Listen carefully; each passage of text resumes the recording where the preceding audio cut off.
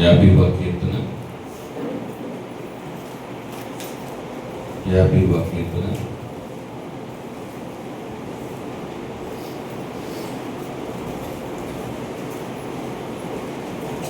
17 నుంచి చదువుకున్నాం. దిద్దుబాటు నీకు అసహ్యము కదా, నీవు నా మాటలను నీ వెనుకకు త్రోసివేసెదవు. నీవు దొంగను చూచినప్పుడు వానితో ఏకీభవించెదవు. వ్యభిచారులతో నీవు సాంగత్యము చేసేదవు. కీడు చేయవలనని నీవు నోరు తెరచుచున్నావు. నీ నాలుక కపటము కల్పించుచున్నది. నీవు కూర్చుండి నీ సహోదరుని మీద కొండెములు చెప్పుచున్నావు. నీ తల్లి కుమారుని మీద అపనిందలు మోపుచున్నావు. ఇట్టి పనులు నీవు చేసినను నేను మౌనినై ఉంటిని. అందుకు నేను కేవలము నీ వంటి వాడనని నీవు అనుకుంటివి. అయితే నీ కన్నుల ఎదుట ఈ సంగతులను నేను వరుసగా ఉంచి నిన్ను గద్దించెదను. దేవుని మనచువారులారా, దీని యోచించుకునుడి.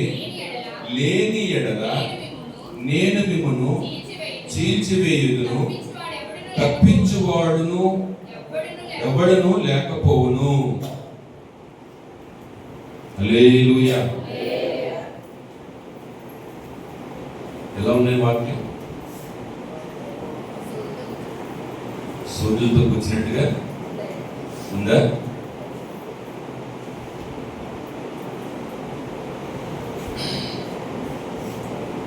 దిద్దుబాటు నీకు అసహ్యము కదా.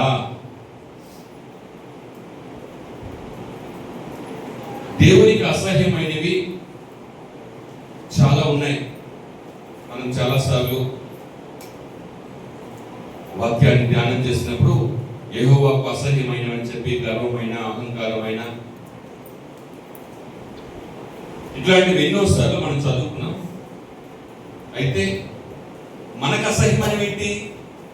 దేవునికి అసహ్యమైనవి మనం చదువుకున్నాము. బైబిల్లో చాలా రాయబడి ఉన్నాయి.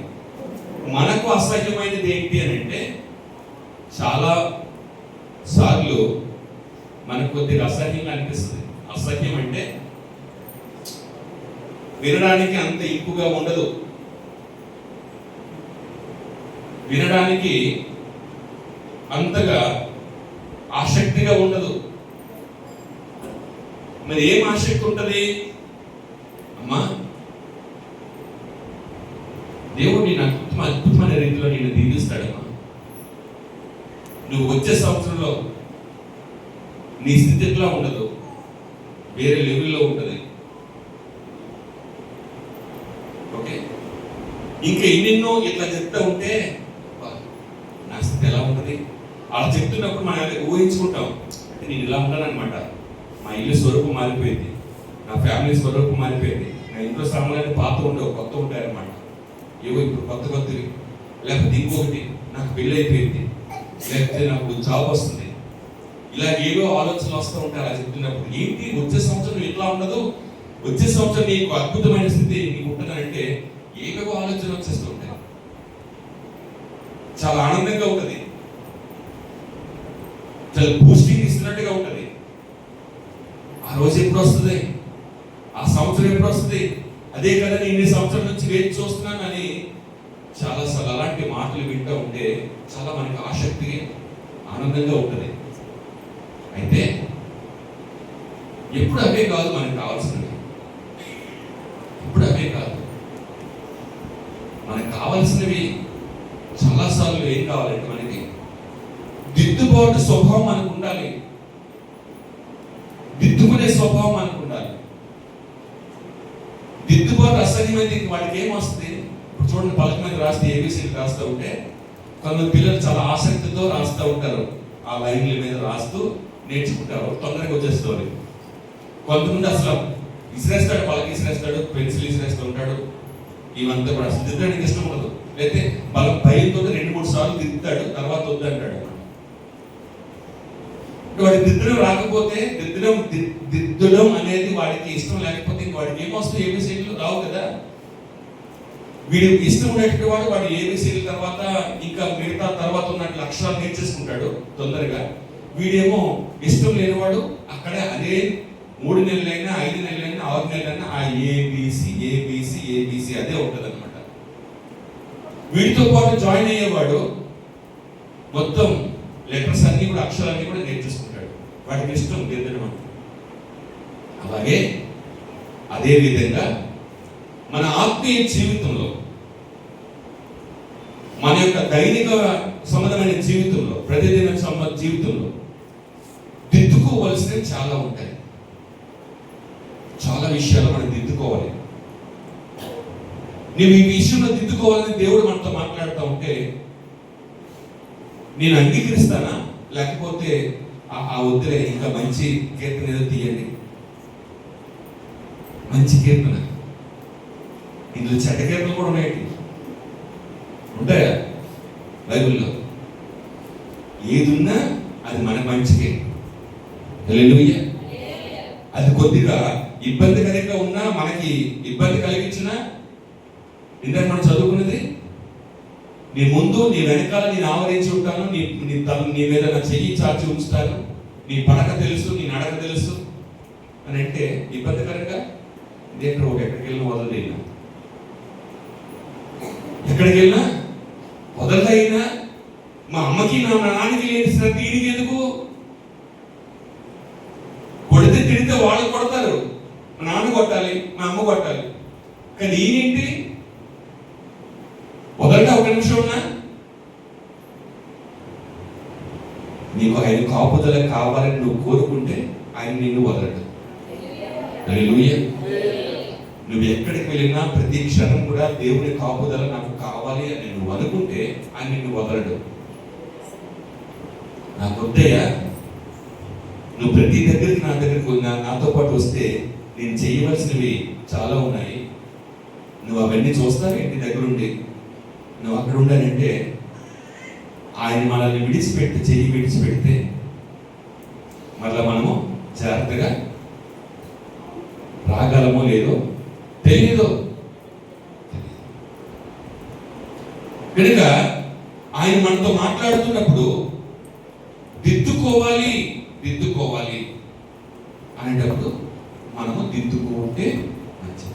కానీ చాలా మందికి అంటే దిద్దుకోవడం అనేది అసహ్యంగా అనిపిస్తుంది. అంటే ఆసక్తి ఉండదు దిద్దుకోవడానికి. అంటే నువ్వు రాసిందే కరెక్ట్, టిక్ కొట్టేయాలన్నమాట. నువ్వేం రాస్తే దోషాలు, అక్షర దోషాలు ఉన్నా ఏమున్నా సరే నీకు ఫుల్ మార్కులు ఇచ్చేసేయాలి, టిక్ పెట్టేసేయాలన్నమాట. ఇదిగో నువ్వు ఇక్కడ దోషం చేసావు, ఇదిగో ఇక్కడ అక్షర దోషం ఉంది, ఇదిగో ఈ పదం రాయలేదు, ఇది మర్చిపోయావు, ఇదిగో ఇన్ని దోషాలు ఉన్నాయి, ఒక పేజీలోనే నీకు ఇన్ని దోషాలు ఉన్నాయి కాబట్టి ఇన్ని మార్కులు కట్ అయిపోయినంటే ఎంత కఠినంగా దిద్దుతాడు ఆ మాస్టర్ గారు అని అనుకుంటాం. ఇప్పుడు మరీ అంత జాగ్రత్తతో కరెక్షన్ చేసేయాలా, దిద్దాలా? ఏంటి 2 మార్కులు ఎక్స్ట్రా ఇవ్వచ్చు కదా అని అనిపిస్తున్నాడు. కానీ ఆయన దిద్దేవాడు కొద్దిగా జాగ్రత్తగా ప్రతి పదాన్ని చూసి దిద్దుతా ఉంటే మార్కులు కట్ అయిపోతాయి. మన 10th క్లాస్లోనూ అందరికంటే టాప్ మార్కులు వస్తాయి అనుకునే వాళ్ళు కనిపించలేదు. ఎక్కడ టాప్ 5లో కూడా లేరు, మొదటి 5లో కూడా లేరు కొంతమంది. దీంట్లో మాకు షాక్ అనిపించింది. ఇన్ని పరీక్షలు రాసి ఈ సంవత్సరం అంతా వాళ్ళని ట్రైనింగ్ ఇస్తే వీళ్ళు వస్తారు టాప్ అనుకుంటే, ఆ వస్తారు ఎప్పుడైతే వాళ్ళు కనబడకపోతే మొదటి స్థానంలో, మొదటి 1, 2, 3, 4, 5 స్థానంలో కూడా లేకపోతే ఏమవుతుంది? మరి పరీక్ష రాసి వచ్చిన తర్వాత ఎన్ని మార్కులు వస్తాయంటే 99 వస్తాయండి, 100 వచ్చేస్తాయండి. మరి ఇవాళ చెప్పినప్పుడు టోటల్గా 598 నుండి 600కి లేకపోతే 597 వస్తాయేమో అనుకున్నాం. 580 దగ్గర అయిపోయింది.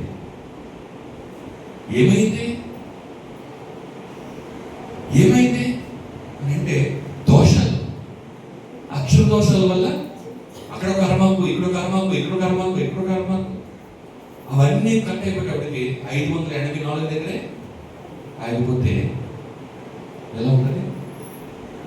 ఇన్ని దోషాల వల్ల first place, second place, third place, fourth, fifth అన్ని 5 ప్లేసులు మిస్ అయ్యాయి.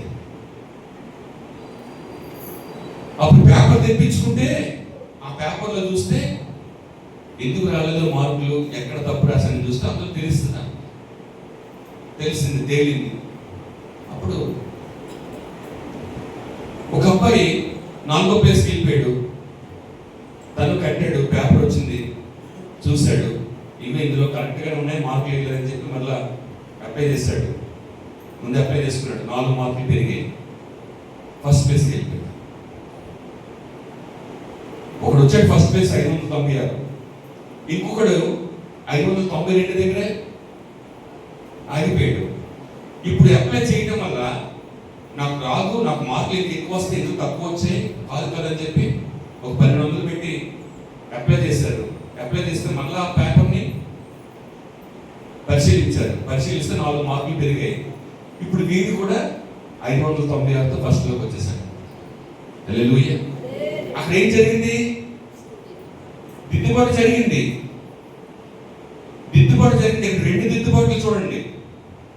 ఒకటేమో బాగా రాసాను అనుకునే స్టూడెంట్కి దిద్దితే దోషాలు ఎక్కువగా ఉండడం వల్ల 6వ స్థానం 7వ స్థానానికి వెళ్ళిపోయారు. ఇంకొక ఆయన ఆ యొక్క దిద్దుబాటులో లోపం ఉంది, నాకు మార్కులు ఎక్కువ వస్తాయని చెప్పి సరి చేయమని చూపిస్తే 4 మార్కులు పెరిగాయి, ఫస్ట్ ప్లేస్లోకి వచ్చాయి. హల్లెలూయా. ఈ దిద్దుబాటు వల్ల మేలు జరిగింది. దిద్దుబాటును అసహించుకోకూడదు. అసహించుకుంటే మనకే ప్రమాదం, మనకే లాస్. దేవుడు ఎప్పుడు కూడా మనల్ని దిద్దుతూ ఉంటాడు.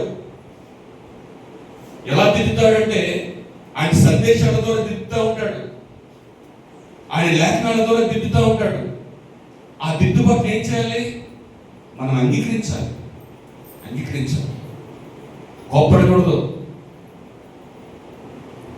మనం వ్యతిరేకించకూడదు. ఇది నాకు కాదులే, వాళ్ళకి అయ్యి ఉండలే అని అనుకోకూడదు. మనకు సంబంధించింది ఏమైనా ఉందా? ఈ సందేశంలో నాకు సంబంధించింది ఏమైనా ఉందా? ఈ చదువుతున్నప్పుడు ఈ అధ్యాయంలో నాకు సంబంధించినవి ఏమున్నాయా, నేను దిద్దుకోవాల్సినవి ఏమైనా ఉన్నాయా అనేది అలాంటి సమృద్భావంతో మనము బైబిల్ చదవాలి, సందేశం వినాలి. హల్లెలూయా.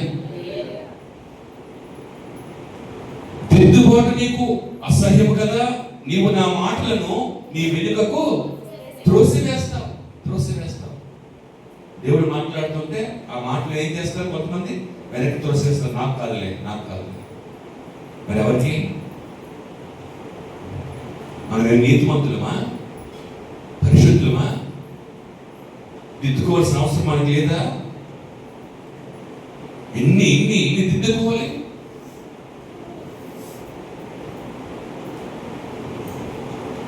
అంగీకరించాలి. మనం దేవుని వాక్యాన్ని మంచి హృదయంతో అంగీకరించాలి. దిద్దుకుంటే మనకు క్షేమము, మనకు మేలు కలుగుతుంది. ఎన్ని సంవత్సరాలు బట్టి మనం వాక్యం వింటున్నా విన్నట్టుకే వదిలేసి కనీసం మార్పు లేకుండా ఈ వాక్యానుసారంగా నేను ప్రవర్తించడం లేదు కదా, నా జీవిత విధానం ఇట్లా లేదు కదా, నేను అట్లా ఉండాలి కదా, నేను దిద్దుకోవాలి కదా అని చెప్పి మనం అనుకుని దిద్దుకుంటే దేవుడు ఎంతగా మనల్ని హెచ్చిస్తాడు, ఎంతగా దీవిస్తాడు. కానీ ఏం చేస్తారంట? ఆ మాటలను వెనకకు త్రోసేస్తాడంట. ఆ వింటున్న మాటలు దేవుడు మాట్లాడుతుంటే, ఆ లేఖనాలు చదువుతూ ఉంటే వెనక్కి త్రోసివేస్తాం. ఎందుకంటే నీవు దొంగను చూసినప్పుడు వానితో ఏకీభవించదు.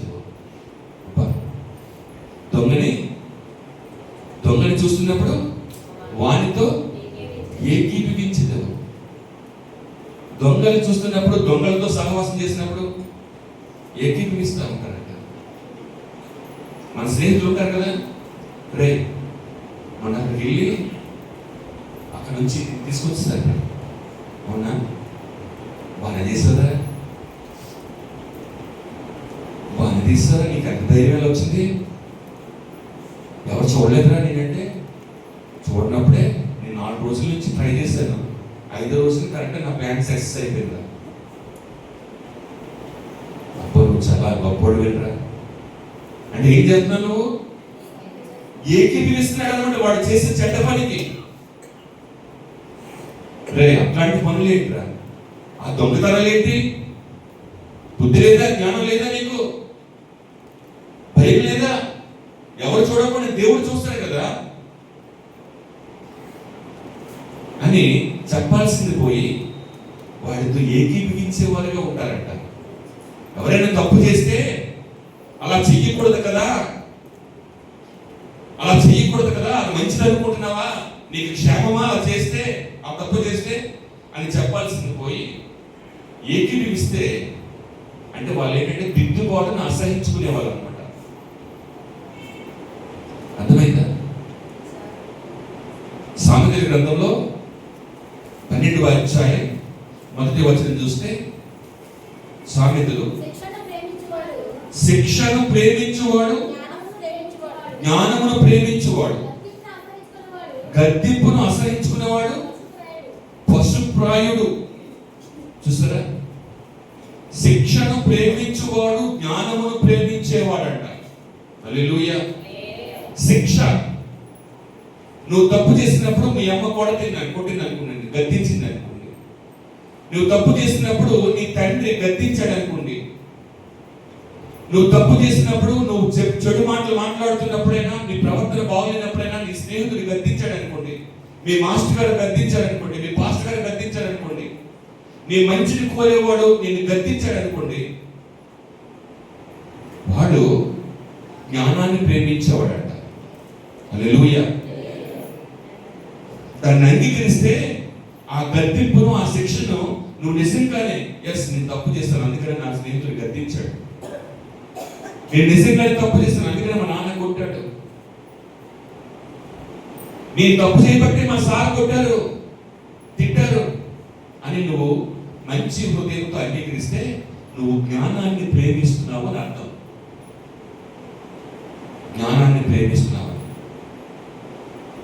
పడతావనన్నే నువ్వు చేయలేదా? నువ్వు ఎలాంటి వాడివి? నువ్వు ఎలాంటి వాడివి? నన్నేంటా అని మనం ఎదురు తిరిగామనుకోండి, జ్ఞానాన్ని ప్రేమించిన వారుగా అంటే మనకి జ్ఞానం మీద ఆసక్తి లేదన్నమాట. ఎదురువాడు ఎలాంటి వాడైనా నేను నిజంగా తప్పు చేశాను కాబట్టి గద్దించాడు, గద్దించిన వెంటనే తప్పు చేశాను, మీరు గద్దించినందుకు దానికి నాకు భరించాలి తప్పదు అని మనం మంచి హృదయంతో అంగీకరిస్తే మన జ్ఞానవంతులు, జ్ఞానాన్ని ప్రేమించిన వారుగా ఉంటాం. గద్దింపును అసహించుకునేవాడు పశుప్రాయుడు. గద్దింపును అసహించుకునేవాడు ఎవరంట? పశుప్రాయుడు. గద్దిస్తే చాలా మంది పిల్లలు ఎవరి బిడ్డలు ఉన్నారు, తల్లి కొన్నిసార్లు గద్దిస్తూ ఉంటుంది, తండ్రి కొన్నిసార్లు గద్దిస్తూ ఉంటాడు, లేకపోతే ఇంట్లో ఉన్నటువంటి పెద్దలు గద్దిస్తూ ఉంటే ఎలా ఉంటుంది మీకు? సర్రమని లేచిపోతారు మళ్ళా, వెంటనే తాసుబాబు వేసినట్టుగా అయ్యో పెద్దోళ్ళు కదా, నేను నిజంగా తప్పు చేశాను కదా, నాలో ఈ లోపం ఉంది, నేను దిద్దుకోవలసింది పోయి నేను వెంటనే పెద్దోళ్ళని చూడకుండా, తల్లిదండ్రులని చూడకుండా, స్నేహితులని చూడకుండా మనం వెంటనే ఏమంటాం? కొంతమంది టీచర్లు కూడా ఎన్ని మాట్లాడేస్తూ ఉంటారో, ఆ టీచర్ కొట్టారని, తిట్టారని, స్కూల్లో, కాలేజీలో. వాళ్ళకి ఏంటి లాభం? నేను కొడితే తిడితే వాళ్ళకి ఏంటి లాభం? తప్పు చేస్తున్నావు, నువ్వు చదవట్లేదు, నీకు ఎన్నిసార్లు చెప్పినా నువ్వు వినిపించుకోవట్లేదు అని చెప్పి వాళ్ళు కోపపడి ఒక మాట అంటారు, గద్దిస్తూ ఉంటారు. గద్దించినప్పటికీ ఒకసారి ఆ మొన్న వీడియో మీరు ఇలాంటి చూడరనుకుంటారు, సీరియల్లో నాకు నేను చూడను, ఆ సీరియల్లో ఇప్పుడు ఏమి విషయాలు చెప్తారంటే మీరు చక్కగా అర్థమవుతుంది, కానీ మరి నేను సీరియల్ చూడను, మీరేమో అలాంటి వీడియోలు చూడరు. అందుకనే ఇక్కడ స్క్రీన్ ఉండే బాగుంటుంది, అట్లాంటి వీడియోలు వేసి చూపించి వివరించడానికి. కాలేజీలో పాఠాలు చెప్పే లెక్చరర్ని ఒక కాలేజ్ అమ్మాయి చెప్పు తీసి కొట్టింది. కాలేజ్ అమ్మాయి పాఠాలు చెప్పిన మేడంని, పెద్దవాడిని బయట ఆ దారిలో వెళ్ళిపోతున్నప్పుడు ఈ మేమిలో ఏదో ఇన్స్ట్రక్షన్ ఇచ్చింది, ఏదో గది కోప్పడిందని చెప్పి చెప్పు తీసి కొట్టిందని అంటే చూడండి, మరి పశువు అంటారా జ్ఞానవంతురాలు అంటారా? గద్దింపును ఆశ్రయించుకుంది. పశుప్రాయురాలుగా ఒక వయసు చూడకుండా, టీచర్ అనేటువంటి ఆలోచనలు, గురువు అనే ఆలోచన లేకుండా చెప్పు తీసి, మామూలుగా కూడా కాదు, అది వీడియో చూస్తే ఎవరికైనా కోపం రాకుండా ఉండదు, ఎవరికైనా కోపం రాకుండా. అది పెద్ద వైరల్ అయింది. అంటే చూడండి పిల్లల వ్యక్తిత్వం ఎట్లా ఉందో, మనుషుల యొక్క మనస్తత్వాలు ఎట్లా తయారవుతున్నాయో చూడండి. ఒకప్పుడు మా చిన్నప్పుడు కొడతా ఉంటే వీటికి పడాలండి, తప్పదండి, కొట్టండి సార్ వీటిని అని చెప్పి అనేవాడు. కొడతా ఉంటే ఎవరు ఇలా అడిగేవారు కాదు, టీచర్లు స్కూల్లో కొడతా ఉంటే. ఇప్పుడా అమ్మ బాబోయ్, నేను కొడతానా నేను నమ్మరు కాదు, నేను కొడతానండి, మామూలుగా ఉండదు. టీచర్ కొట్టలేక నాకు అప్ చెప్పేశారు, సార్ ఇట్లా చేస్తాడంటే దబ్బా కొడతాం. ఒకసారి తెలియకుండా క్లాస్లోనే చూస్తూ వెళ్తున్నప్పుడు వాడు లెసన్ పెట్టుకుంటే ఏదో చేస్తున్నాడు, కొట్టాను. వాడు యాక్చువల్లీ మంచోడే అంటాడు స్టూడెంట్, కానీ ఆ టైంలో నా కంట్లో పడ్డాడు, కొట్టాను. ఏమని తెలుసండి, హెడ్ ఆఫీస్కి వెళ్ళిపోయింది కంప్లైంట్. హెడ్ ఆఫీస్కి ఎవరు తల్లిదండ్రులు ఇవ్వలేదు, తల్లిదండ్రులు ఏమో వైజాగ్ ఉన్న మామయ్య చుట్టాలు చెప్పుకున్నారంట, ఫోన్లో మాట్లాడుకుంటారు కదా, ఈరోజు కొట్టేశారు మనవాడిని. ఎవరు కొట్టారంట? ప్రిన్సిపల్ కొట్టాడంట. అవునా?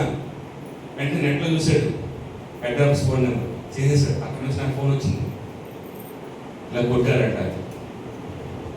చూడండి, పేరెంట్ కంప్లైంట్ ఇచ్చాడు. బాబు ఇక్కడ కొడితే ఇక్కడ తెలిసిందా, హైదరాబాద్ తెలిసిందా, అంత ఫాస్ట్గా అయిపోయిందా అనుకున్నాను. నా మీద కంప్లైంట్కి వచ్చాడు పేరెంట్ వచ్చాడు, వాళ్ళ మామయ్య వైజాగ్ నుంచి, ఆయన ఫోన్లో నాతో ఫోన్ ఇచ్చాడు, నాతో మాట్లాడాడు. ఎందుకు కొట్టారు, మీకు ఎవరిచ్చాడు రైట్స్, ఎవరిచ్చాడు మీకు రైట్స్ కొట్టానికి అని చెప్పి ఏదో చెప్పారు, అయిపోయింది కదా. మచ్చలేదు, ఏమీ లేదు, కొట్టానని చెప్పి. అంటే కొట్టకూడదంట, వాళ్ళ పేరెంట్స్ ఎంతో ఒక్క దెబ్బ కూడా కొట్టకుండా పెంచారంట. స్తోత్రం అయినా అనుకున్నాను, దెబ్బ కొట్టకుండా పెంచేశారంట. చెప్తున్నాడు ఆయన, ఇంట్లో ఎప్పుడు కూడా ఇంతవరకు చేయి వేయలేదండి, చాలా గొప్పవారండి. కొట్టాలి, అప్పుడప్పుడు కొట్టాలి. మా ఊరిని అడగండి, అప్పుడప్పుడు బెల్ట్ ఇస్తాను. నేను మధ్యన కొట్టడం మానేసాను కానీ ఎందుకు అని చెప్పినాను. ఆవిడని అడిగాను, బెల్ట్ మచ్చల్లో ఉండలేదు, మచ్చలు వచ్చాడు కొట్టను కానీ తీస్తాను, మళ్ళీ నా పిల్లలే కదని చెప్పి దాచేస్తాను. ఒక్కోసారి ప్రేమ అట్లా ఉంటుంది కదా, కానీ ఒక్కోసారి గద్దిస్తాం. గద్దించకపోతే వాళ్ళు వినకపోతే గద్దింపును పశుప్రాయులు అయిపోతారు. వాళ్ళు పశుప్రాయుల మనసులో వెళ్ళిపోతుంది. తప్పు చేసినప్పుడు గద్దించాలి కదా, తల్లిని గద్దించాలి, తండ్రిని గద్దించాలి. ఇద్దరు గద్దించకపోతే ఇంట్లో పెద్దలని గద్దించాలి. ఎవరు గద్దించకపోతే పెద్దమ్మ వాడకపోతే వాడు నాశనానికి వెళ్ళిపోతాడని వాక్యం సెలవిస్తూ ఉంది. నువ్వు శిక్షించకపోతే వాడు ఎక్కడికి వెళ్ళిపోతాడు? నాశనం అయిపోయి వెళ్ళిపోతాడు. నువ్వు శిక్షిస్తూ ఉంటే వాడు కంట్రోల్లో ఉంటాడు. కనుక జ్ఞానాన్ని ప్రేమించేవారు శిక్షను ప్రేమిస్తే వారు జ్ఞానాన్ని ప్రేమిస్తారు. నీతిమంతులను కొట్టుట తైలాభిషేకం అంటాడు. నీతిమంతులు అభిషేకం లాంటిది అని భావిస్తూ ఉంటారు. ఇక్కడ గద్దించామనుకోండి, పాస్టర్ ఎప్పుడు నన్ను గద్దిస్తున్నారు, ఇంకో చర్చికి లేదా, వేరే చర్చి లేదా, ఇంటికి చాలా ఉన్నాయి, మరి అక్కడ కూడా గద్దిస్తే ఇంకోటి. గద్దింపు నేను కాదు, దేవుడే మనల్ని గద్దిస్తాడు. గద్దింపు విశ్వాసులకే కాదు, పాస్టర్లు కూడా దేవుడు గద్దిస్తాడు, ప్రవక్తలను గద్దిస్తాడు. ఆయనకి వీరు వారనే ఉండదు.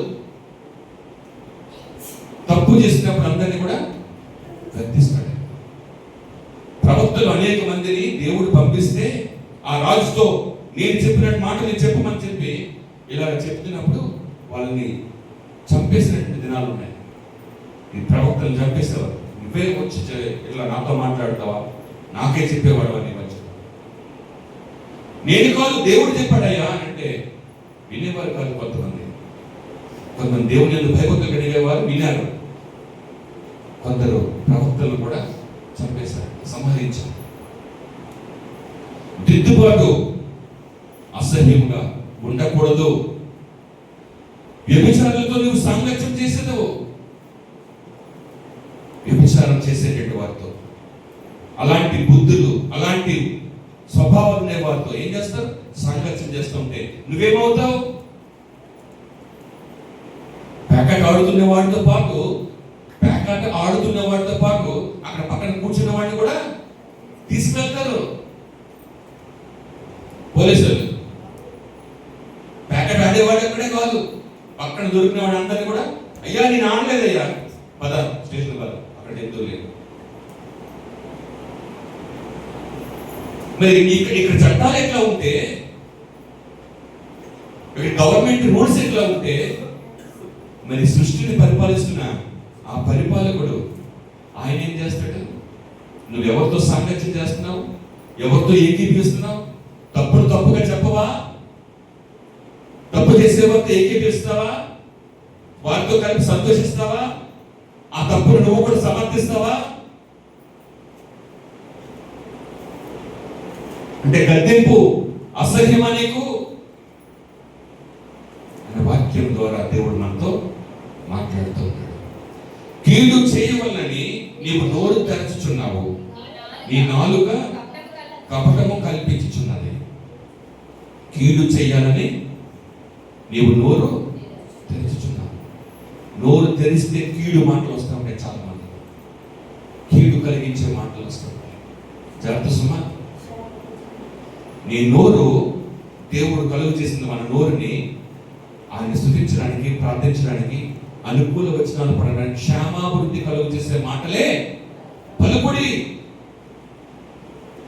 గద్దించాలి అనేటప్పుడు కీడు తీసే మాటలతో గద్దించకూడదు. పిల్లలు గద్దించిన, ఎవరైనా గద్దించినప్పుడు శాపాలతో కూడిన మాటలు మాట్లాడకూడదు, కీడు చేసే మాటలు మాట్లాడకూడదు. దానికి ఒక కొన్ని పదాలు ఉన్నాయి గద్దించడానికి.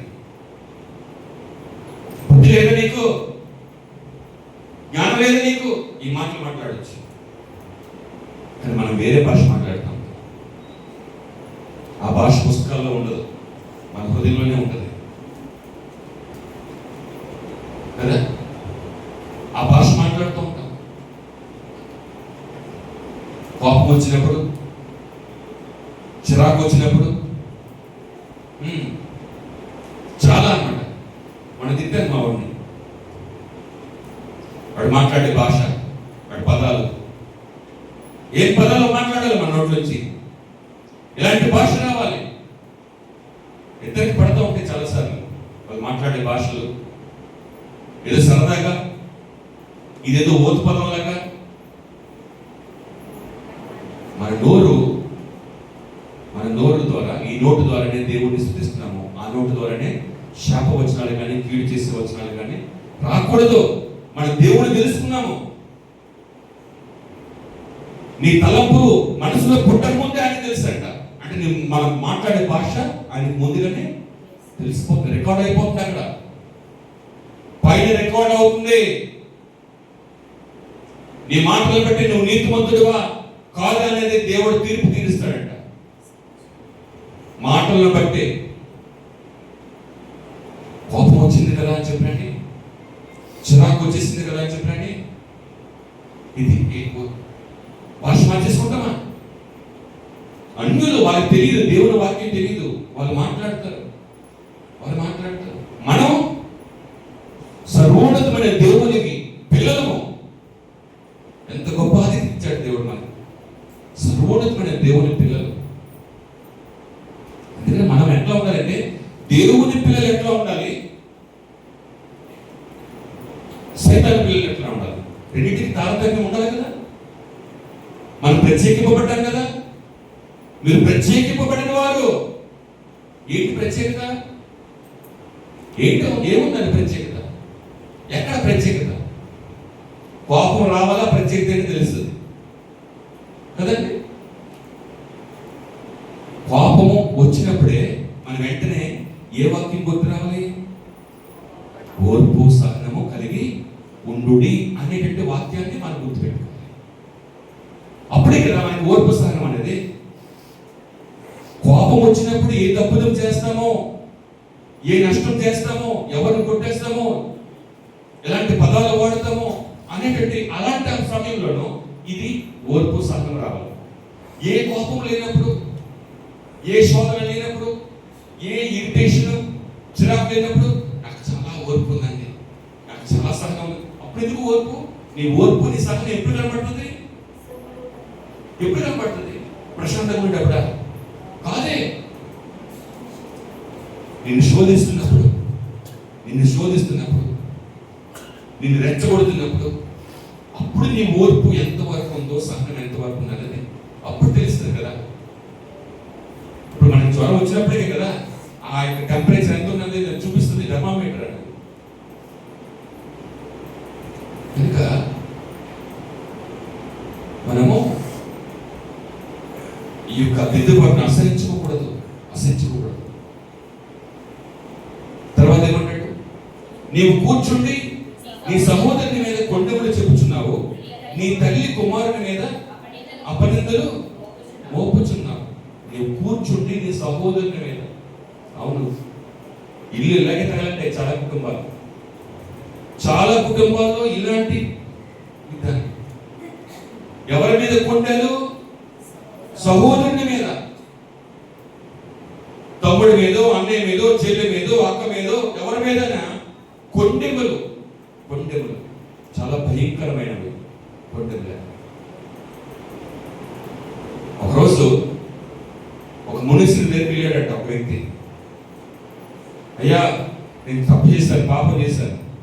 ఏం చేస్తానంటే, చాలా దూషించాను ఒక వ్యక్తిని, దుర్భాషలు మాట్లాడాను, చాలా బాధగా ఉంది, నాకు మనశ్శాంతి లేదు, ఏం చేయమంటారో చెప్పండి అని అంటే, ఆ మునీశ్వరుడు అన్నారంట, ఈ ప్రాంతంలో మీ పట్టణంలో ప్రతి ఇంటికి వెళ్ళి ప్రతి ఇంటి దగ్గరికి వెళ్ళి ఒక్కొక్క ఆకు గుమ్మం దగ్గర వేసేసి రమ్మన్నాడు. ఇంటి ముందు ఆ గుమ్మం దగ్గర ఒక్కొక్క ఆకు ప్రతి ఇంటి దగ్గర వేసినామంటే, మునిగారు చెప్పారు కాబట్టి ప్రతి ఇంటికి వెళ్ళి గుమ్మం దగ్గర ఆకు వేసి వచ్చాడు. మునీశ్వరి దగ్గరికి వచ్చి, గురువు గారు అయిపోయింది, నేను చెప్పినట్టు చేస్తాను, ఇప్పుడు ఇంకేం చేయమంటారు అని చెప్పి అడిగేటప్పుడు మునీశ్వరుడు గారు అన్నారంట, ఇప్పుడు వెళ్ళి ఆ ఒక్కొక్క ఆకుని కలెక్ట్ చేసి తీసుకురా అన్నాడు. ఇప్పుడు వెళ్ళి మళ్ళా ప్రతి ఆకుని కూడా ఏరి తీసుకురామంటే అసాధ్యం అని అన్నాడు. ఎందుకు అసాధ్యం అంటే, అవి ఎక్కడ ఉంటాయి? గాలికి ఎగిరిపోవా? ఇట్లా ప్రతి ఇంటి దగ్గర ఆకు అలా ఉంటుందా? వేస్తే గాలికి ఎగిరిపోతుంది కదా. మళ్ళా పట్టణం అంతా తిరిగి ప్రతి ఆకు ఏరుకున్నామంటే అది ఎక్కడైనా కుదరదు పని అన్నాడు. కుదరదా? ఈ కొండెములు కూడా అట్లాంటివి. కొండెములు కూడా అలాంటివే. ఒకసారి నువ్వు కొండెములు చెప్పి వాళ్ళ మీద వీళ్ళ మీద లేనివన్నీ చెప్పినప్పుడు మళ్ళా వెనక్కి తీసుకోవడం అనేది అసాధ్యం. చాలా ప్రమాదకరమైనది కొండెములు అనేవి, చాలా ప్రమాదకరం. కొండెములు చెప్పకూడదు, వినకూడదు, చాలా తీపిగా ఉంటాయి. కొండెములు అంటే ఏంటంటే లేనిది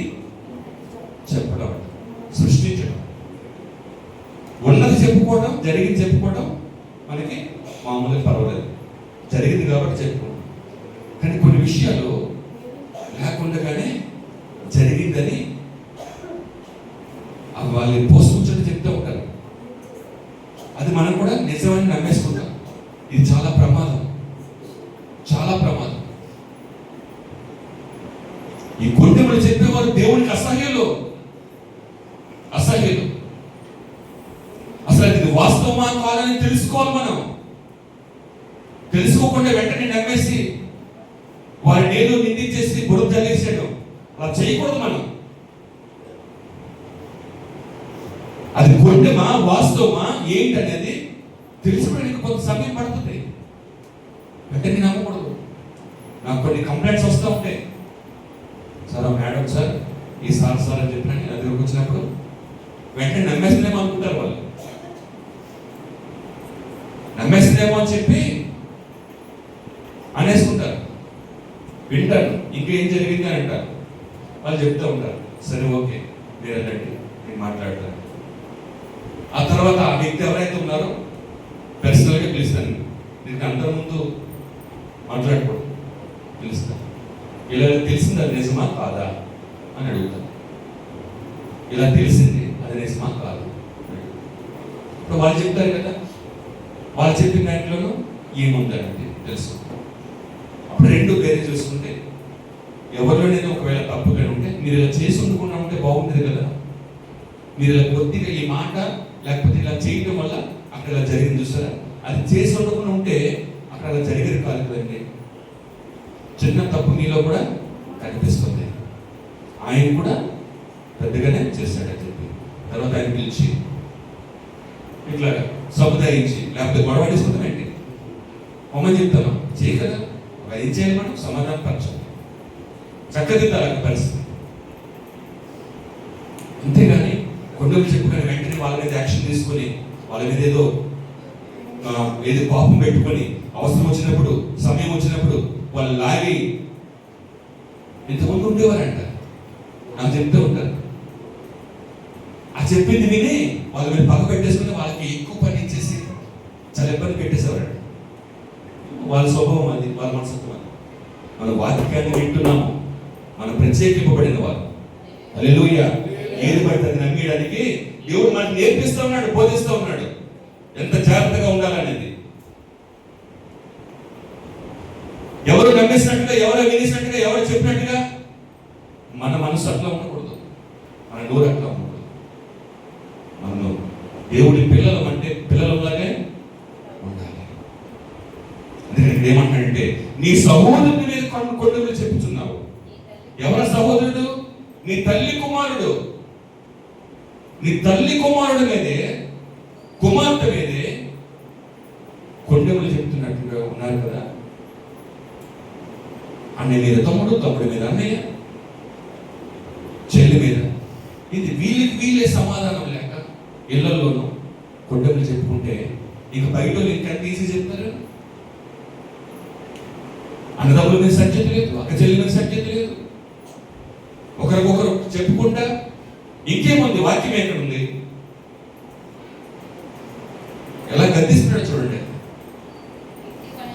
ఇట్టి పనులు నీవు చేసినను నేను మౌనమై ఉంటిని, అందుకు నేను కేవలము నీ వంటి వాడినని. చూసారా దేవుడు ఏమంటాడంటే నువ్వు ఇన్ని పనులు చేస్తున్నావు కదా, నువ్వు ఇన్ని పనులు చేసినా నేను మౌనంగా ఉంటున్నాను, నేను మౌనంగా ఉంటున్నాను కదా అని చెప్పి నువ్వు చేసుకుంటా పోతున్నావు. తప్పు మీద తప్పు, తప్పు మీద తప్పు చేసుకుంటా పోతా ఉన్నావు. దిద్దుకోవడం లేదు, సరి చేసుకోవడం లేదు, మానటం లేదు, విసర్జించడం లేదు, చేస్తూనే ఉన్నావు. ఆదివారం వస్తున్నావు, వెళ్ళిపోతున్నావు, ఆదివారం వస్తున్నావు, వెళ్ళిపోతున్నావు, ప్రార్థన చేస్తున్నావు, వెళ్ళిపోతున్నావు, వింటున్నావు, వెళ్ళిపోతున్నావు. కానీ దిద్దుకోవట్లేదు. ఇన్ని పనులు చేస్తూ ఉంటే నేను మౌనంగా ఉన్నాను కదా, నేను చేసిన తప్పేం కాదులే, నేను చేసిన దాంట్లో తప్పులేదు కాబట్టి నాకు శిక్ష రావట్లేదు అని నువ్వు అనుకుంటున్నావేమో. నేను నీ వంటి వాడవాడు కాను అని అంటాడు దేవుడు. హల్లెలూయా. నువ్వు అనుకున్నట్టుగా నీ వంటి వాడను కాదు. నేను మౌనంగా ఉన్నానంటే నీకు చులకనా? నేను మౌనంగా ఉన్నాను కనుకనే నువ్వు అలా తప్పు చేసుకుంటే వెళ్ళిపోతుంటావా? మారవా? మారు మనసు రాదా? కఠినంగానే ఉంటావా? వాక్యాన్ని వెనక్కి వేసుకుంటే వెళ్ళిపోతా ఉంటావా? మార్పు రాదా? మార్పు లేని జీవితాలతో జీవిస్తూ ఉంటావా? ఎన్నిసార్లు గద్దించినా లోపడవా అని వాక్యం ద్వారా దేవుడు మనతో మాట్లాడుతున్నప్పుడు మనం లోపడిపోవాలి. లోపడాలి. ఏం చేస్తాడంటే ఆయన, నీ కన్నుల ఎదుట ఈ సంగతులను నేను వరుసగా ఉంచి నిన్ను గద్దించదను. నీ కన్నుని నీకే చూపిస్తాను నువ్వు చేసిన తప్పుదాలు ఏంటని. నేను నీకు ఎన్నిసార్లు మాట్లాడాను, నువ్వు ఎన్నిసార్లు నా మాటలను వెనక్కి వేసుకున్నావు. నువ్వు ఎన్నిసార్లు నా మాటలు విన్న తర్వాత కూడా తప్పులు చేస్తూనే ఉన్నావు. ఇవన్నీ కూడా నీ కన్నుల ఎదుట వరుసగా పెడతాను.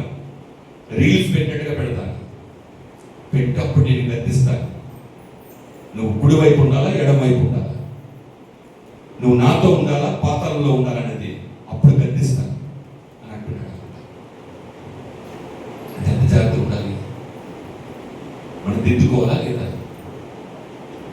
దిద్దుకోవాలి కదా. కానీ దిద్దుకోవడం మనకి ఎలా ఉంటుంది? అసహ్యంగా ఉంటుంది, నెప్పుగా అనిపిస్తూ ఉంటుంది, కోపం వస్తూ ఉంటుంది. కొన్ని సంఘాలు అయితే వెంటనే పంపించేస్తారు పాస్టర్స్ని. కొద్దిగా గద్దించి మాట్లాడితే అక్కడ ఉండరు పాస్టర్. కొన్ని డినామినేషన్స్ జీతంకి పనిచేస్తుంటారు కదా పాస్టర్స్ కొన్ని సంఘాల్లో. అక్కడ కమిటీ చెప్పినట్టుగా మాట్లాడాలి. ఇష్టం వచ్చినట్టు పాస్టర్ మాట్లాడడం లేదు. ఆ గద్దింపులు అవన్నీ కూడా ఉండవు. అందుకని అక్కడ కమిటీ వారి యొక్క మనసును ఎరిగి పాస్టర్ గారు వాక్యాన్ని ప్రిపేర్ చేసుకుంటారు. నేను పనిచేశాను అలాంటి సంఘాల్లో. నేను పనిచేశాను. పాపం వాళ్ళు గట్టిగా చెప్పాలనుకుంటారు. ఆ సంఘ పరిస్థితులను, ఆ కుటుంబ పరిస్థితులను చూసి ఆ సేవకులు గట్టిగా చెప్పాలనుకుంటారు. వెంటనే వాళ్ళు వేరే సంఘానికి పంపిస్తూ ఉంటారు. కొంతమందికి 5 సంవత్సరాలే ఉండాలి, కానీ 10, 15, 20 సంవత్సరాలు కూడా ఉంటారు. ఎందుకు ఉంటారు? ఇక్కడ స్క్రిప్ట్, ఈ రాసినటువంటి మెసేజ్లన్నీ కూడా, ప్రసంగాలన్నీ కూడా కమిటీ వారికి అనుగుణంగా ఉండాలన్నమాట. కమిటీ వారికి అనుగుణంగా ఉండాలి. ఎంత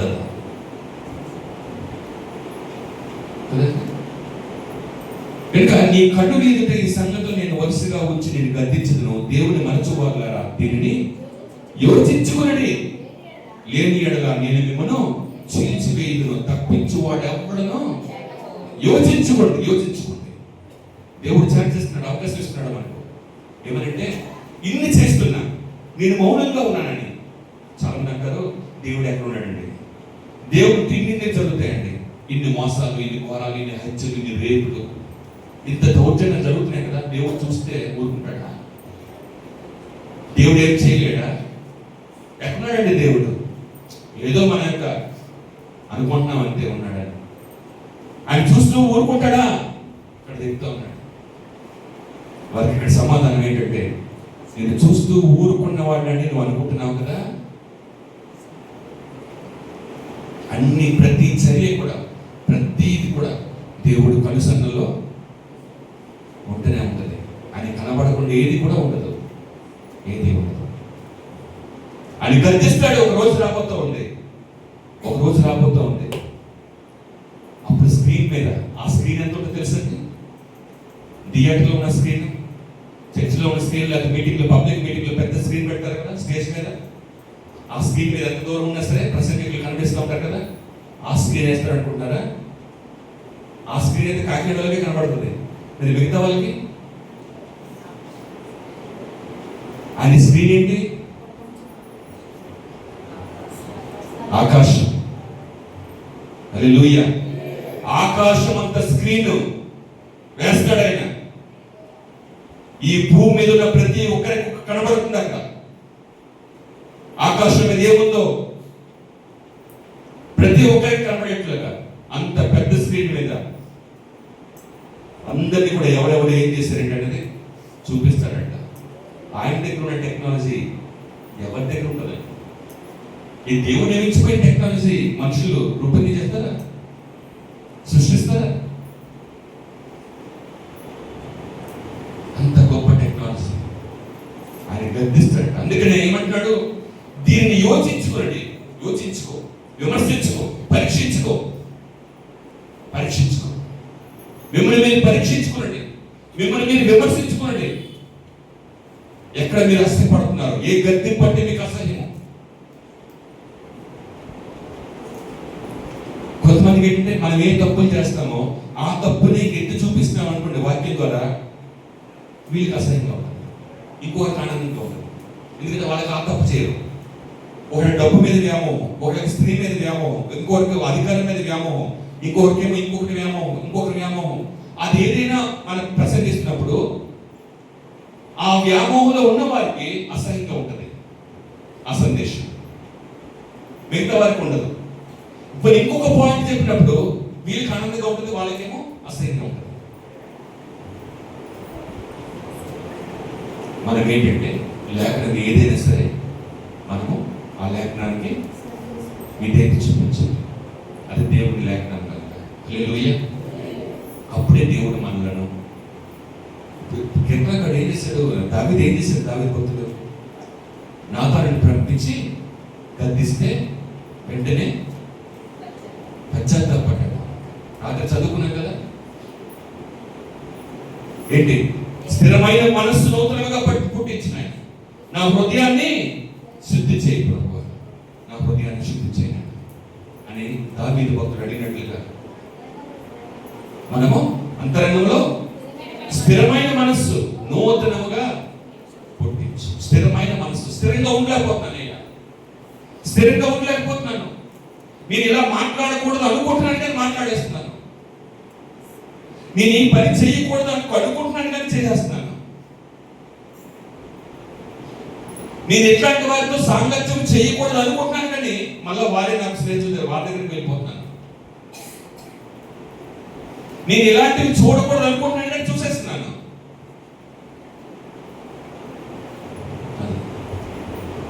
అందుకని నాకు మరలా నూతనముగా స్థిరమైన మనస్సు నాకు దయచేవారు అడుగుతున్నాను. హల్లెలూయా. అందుకని యోచించుకునండి, లేని ఎడల నేను మిమ్మల్ని చీల్చివేయును. తప్పించేవాడు ఎవడు? నాన్న, అమ్మ, స్నేహితులు, అధికారులు, రికమెండేషన్లు ఏమి పరిచయం ఇంకా దేవుని దగ్గర. లోకంలోనైతే హత్య చేసేవాళ్ళు కూడా జైల్లోకి వెళ్ళిపోయాక రికమెండేషన్ తోటి బయటకు వచ్చేస్తారు. పెద్ద అధికారి మనకు తెలిసినట్టే మనం ఎంత ఘోరం చేసినా వెంటనే కొన్ని నెలల్లోనే బయటకు వచ్చేస్తారు. కానీ దేవుడికి దగ్గర రికమెండ్ చేసే వాళ్ళు ఎవరు ఉంటారు?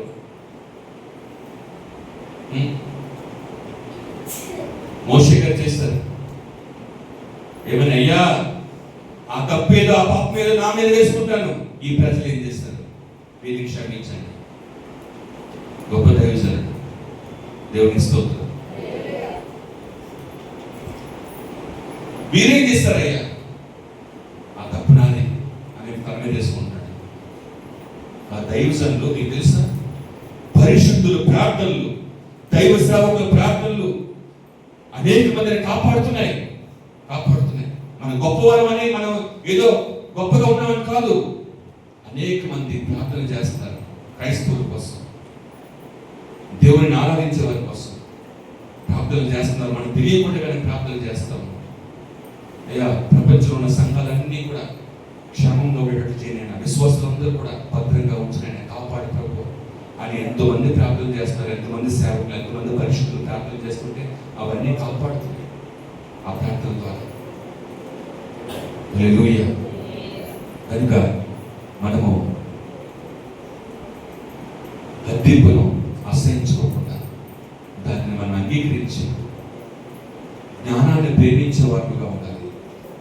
గద్దింపును ప్రేమిస్తే జ్ఞానాన్ని ప్రేమించేవారు. దేవుడు మౌనంగా ఉన్నాడు కదా, ఆయన ఏమీ చేయటం లేదు కదా అని నువ్వు అనుకోవద్దు. అన్నీ కూడా రికార్డ్ అవుతున్నాయి. సమయం వస్తుంది, ప్రతిదానికి ఒక సమయం ఉంటుంది. ఆ సమయం వచ్చినప్పుడు అప్పుడు మన యొక్క రికార్డు వేస్తాడు ఆయన. అంతవరకు మనకు తెలియదు. ఆయన మౌనంగా ఉన్నాడు, ఆయన చూడట్లేదు, ఆయన దృష్టికి తప్పే కాదు అని చెప్పి మనం అనుకుంటున్నామేమో. కానీ ఆయన రికార్డ్ వేసినప్పుడు గుండెలు బాదుకోవాలి, మనం గుండెలు బాదుకోవాలి. అయ్యో అయ్యో నేను ఎన్ని సందేశాలు విన్నాను, అయినా సరే నేను ఇన్ని చేస్తానా అయ్యా, నీకు ఇంత అవమానకరంగా చేస్తానా అని చెప్పి అప్పుడు ఆ స్క్రీన్ మీద మన యొక్క రికార్డ్ వేస్తారు. అప్పుడు తెలుస్తుంది గుండెలు బాదుతుంది. అందుకని ఆయన ముందుగానే మనతో మాట్లాడుతూనే ఉంటాడు. సరి చేసుకోండి, పరీక్షించుకోండి, విమర్శించుకోండి, సరిదిద్దుకోండి. ఎందుకంటే ఆయన స్వరూపంలోకి మనము రాను రాను ఎదగాలని. హల్లెలూయా. ఎందుకు అది గద్దిస్తాడు? ఎందుకు సరి చేసుకోవాలి అంటే ఆయన స్వరూపంలోకి ఎదగడానికి, ఆయన స్వరూపంలోకి ఎదగడానికి. దేవుడి మాటలు దీవించుకుంటాం. ప్రార్థన చేసుకుంటాం.